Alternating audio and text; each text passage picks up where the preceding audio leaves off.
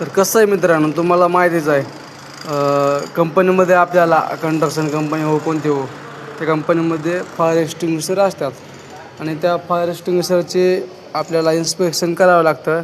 तर हा monthly inspection करावं लागतं. तर त्यामध्ये काही एवढं लय मोठं रॉकेट सायन्स नाही.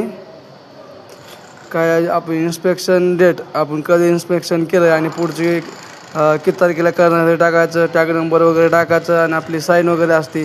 कोणत्या प्रकारचं एक्सटिंग्विशर आहे ते टाकायचं. रिफिलिंग कधी केली आहे आणि कधी करणार हे पण टाकायचं. कॅपॅसिटी कधी आहे लिहिलेलं आहे बघायचं आणि प्रोजेक्टचं नाव काय आहे एवढं लिहायचं. बाकी काही लय रॉकेट सायन्स नाही. आणि हे लिहित असताना लिहायच्या अगोदर बघायचं बाबा प्रेशर वगैरे सगळं बरोबर आहे का ते दिसतंय तुम्हाला की बाबा हे CO2 आहे काय.